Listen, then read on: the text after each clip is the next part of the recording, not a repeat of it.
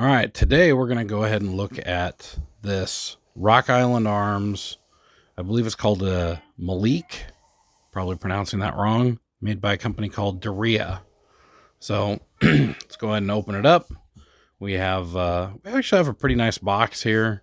It comes with one magazine. It obviously has spots in the box for other things like grips and an extra magazine, but it only came with one. It comes with a little cleaning brush, and here's the gun. So we'll pull out the gun and the magazine, and then we'll take a closer look at this. All right, here's the gun. It is a Beretta 92 FS copy, made in Turkey. They call it the Melik, made by Derya. I don't know what that company is. I'm probably mispronouncing it. It is imported by Rock Island. And Rock Island's located in the Philippines. They also have a manufacturing facility in Utah. They're primarily known for 1911s, but they have been bringing in some of these Turkish guns. And I wanted to take a look at this one specifically. It is a Beretta 92 clone, as far as I can tell.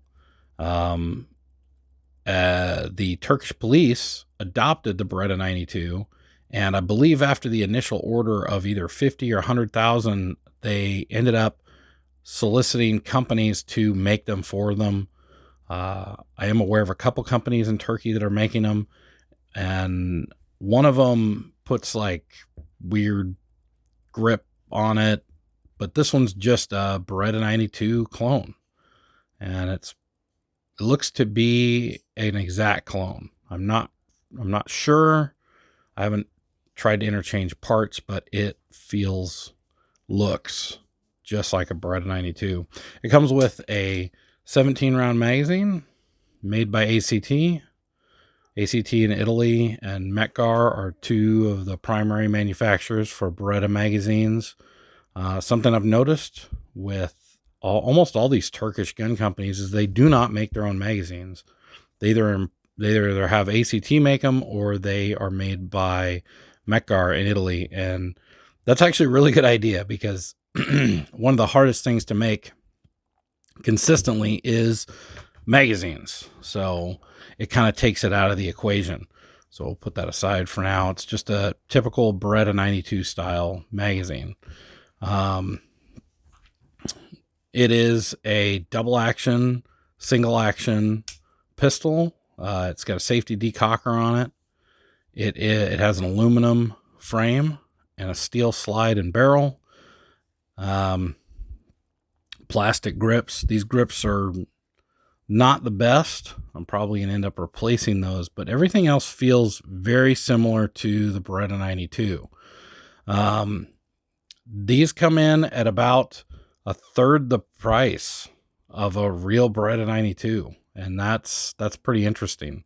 Now, these are made for the Turkish police by this company. So as far as I am aware, these are a military and police spec handgun, which for a little over $300 is pretty incredible. So let's go through this. I'm going to kind of look at it through the view of someone who's a machinist, and kind of show you some of the things that they're doing to maybe make it a little bit cheaper, or maybe make it a little more military or police grade instead of what Beretta is making. All right, let's go ahead and pop this guy apart. It comes apart the same way as a Beretta 92. So we're going to push the button here and pull down on the lever, and that pops out and the slide comes off. Now, something I will point out is that all of the external controls on this gun are pretty sharp. They are not finished to the quality of a Beretta, but they do function. So like the slide back here is extremely sharp. They kind of omit some of the hand finish operations that Beretta does. Now let's look at the aluminum receiver first. Now this Beretta, I believe, makes this out of a forging, and they're either 6065 or 7075 T6 aircraft grade aluminum, which make them extremely robust. I don't know about this one. This one looks more like it was made from a piece of billet. There are a couple of finishing lines here that kind of lead me to believe that this was a piece of billet instead of a forging, because it's very smooth here, like it was machined. And on a Beretta, you'll actually see areas where the finish is just a little inconsistent, showing that that's probably where the forging was. As far as the internal machining on this, there definitely are some machining marks, but it's pretty clean. It certainly feels good. I don't know what grade of aluminum they're using. If they are using billet, it could be just a cheap grade, but can't really tell. It feels good. So that's good. I did look at some of the parts on here. So the slide release is definitely a MIM part, which Beretta also MIMs that. I'm not too worried about that. I was kind of worried about the takedown lever and kind of stop pin. And it is not a MIM part. It is definitely machined. So that's good. Not that MIM parts are really bad, but you can manufacture them in a way that is not very good. So if you are inexperienced in manufacturing, you can make some pretty bad MIM parts. The hammer's not MIM. It doesn't seem like the trigger is either. They both look like they're made out of solid material. The magazine release might be MIM, which again is fine. Yeah, the frame itself feels really good. There are some marks on it that you're really not going to find on a Beretta. They would have blended these out. You know, the trigger pull is a little grittier than a Beretta 92. But it's still pretty good. It feels about, I'd say, anywhere from 11 to 14 pounds. The single action trigger feels more like 3.5 to 4 pounds. So yeah, it feels solid. And then you'll notice right here where the slide actually rides on the rails. I have not fired this yet, but you can see where there's kind of a consistent wear pattern. And this is where the locking block actually drops down. So you want to make sure that there are consistent wear patterns on here, so it's not torquing it either to the left or to the right. But all the machining looks good. It doesn't look like it was finished off on a Dremel or anything like that. It looks like it was machined in a CNC machine. And it's definitely service grade. I'd say that's what I'd call it. I'd call this a service grade gun. And then we have the slide. And this is steel slide. I do not know the composition of the steel. I'm assuming that it's gun grade, like 4140 or 4150. I don't see any Rockwell marks in there. There's certainly no marks that indicate that it was cast. We have a